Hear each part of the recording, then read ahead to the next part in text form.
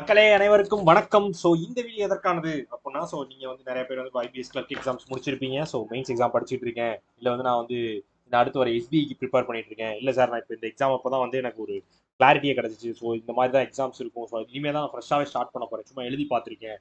So இந்த மாதிரி நிறைய பேர் வந்து நிறைய பிளான்ஸ்லாம் இருந்திருப்பீங்க.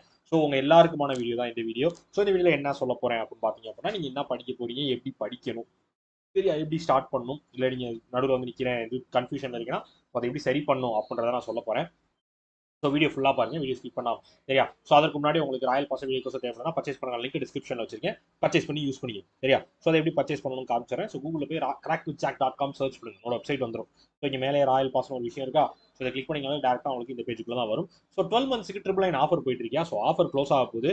ஸோ அதே முன்னாடியே சொல்லிடுறேன். ஸோ வேண்டவங்க போய் பர்ச்சேஸ் பண்ணி யூஸ் பண்ணிக்கும், சரியா? ஸோ இதில் வந்து உங்களுக்கு video course, PDF course, Mach test எல்லாமே எல்லாமே உங்களுக்கு ஆட் ஆகி வந்துடும். ஸோ இது போன ரிலீஸ் பண்ண எல்லா bundle paid PDF, current affairs PDF எல்லாமே இதில் வந்துடும். ஸோ 12 மந்த்ஸ்க்கு உங்களுக்கு வெறும் 999 ராயல் பாஸ் ஆஃபரில் இருக்கு. வேண்டுறவங்க பர்ச்சேஸ் பண்ணி யூஸ் பண்ணிக்கோங்க, சரியா? மிஸ் பண்ணிடாதீங்க, ஆஃபர் இருக்கப்போ. ஸோ நிறைய பேர் வந்து ப்ரிப்பேர் பண்ணிட்டு இருக்கேன், ஸோ நான் வந்து எந்த இடத்துல ஸ்டக் ஆயிருக்குனால கண்டுபிடிக்கவே முடியல, ஸோ அப்படிலாம் நிறைய பேர் இருந்தீங்க அப்படின்னா ஃபர்ஸ்ட் வந்து ஒரு விஷயம் தெரிஞ்சுக்கோங்க. ஃபர்ஸ்ட் வந்து உங்களுக்கு வந்து நீங்க எந்தெந்த சிலபஸ்லாம் படிச்சிருக்கீங்க, எந்தெந்த சிலபஸ்லாம் நீங்க ஸ்ட்ராங்கா இருக்கீங்கன்னு அதுக்கு வந்து நீங்க ஃபர்ஸ்ட் நிறைய கொஸ்டின் சால்வ் பண்ணலாம். இதெல்லாம் வந்து பேசிக்ஸ் முடிச்சவங்களுக்கு நான் சொல்றேன்.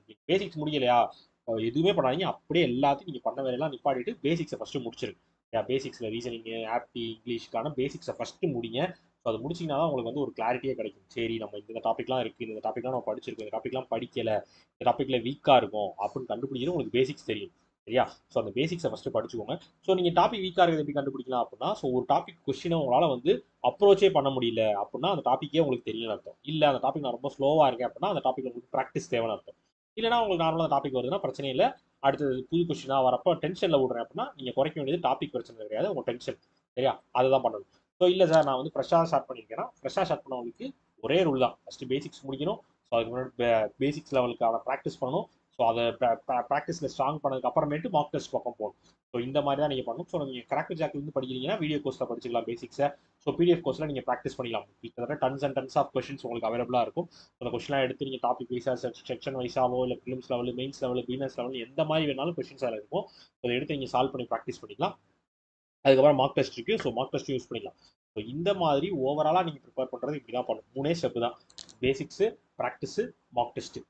தான் உங்களோட basics. So mark test level போயிட்டு இந்த 3 லெவலில் நீங்கள் மாறி மாறி வருவீங்க. ஸோ மார்க் டெஸ்ட் போனதுக்கப்புறம் தான் ஒரு டாபிக்ஸ் இதில் புதுசாக இருக்கும், இது என்ன பார்த்த மாதிரி இல்லைன்னு தோணும். திருப்பி அது பேசிக்ஸ் வருவீங்க, திருப்பி அதுக்கு ப்ராக்டிஸ் பண்ணுவீங்க, அதுக்கப்புறம் மார்க் போவீங்க. ஸோ இந்த 3 ப்ராசஸ் தான். ஸோ இந்த 3வது ப்ராசஸ்க்கு நீங்கள் ஃபுல் அண்ட் ஃபுல்லாக வந்துட்டீங்க அப்படின்னா திருப்பி பின்னாடி போகக்கூடாதுலாம் கிடையாது. ஸோ திரும்பியும் போய் படிக்கலாம், தெரிஞ்சுக்கிறது வரையும் படிச்சுட்டே இருக்கலாம், படிச்சு கிளியர் பண்ற வரையும் தாராளமாக படிக்கலாம். ஸோ ஆனால் கிளியர் பண்ணணும் அப்படின்ற ஒரு மோட்டிவ்காக மட்டும் படிச்சுக்கிட்டே இருங்க, கண்டிப்பாக ஜெயிச்சிருவீங்க. ஓகேவா? ஓகே மக்களே, ஸோ இதற்காக அந்த வீடியோ மேக் பண்ணேன், வேற ஒன்றும் இல்லை. டடா, பபாய், சி யூ.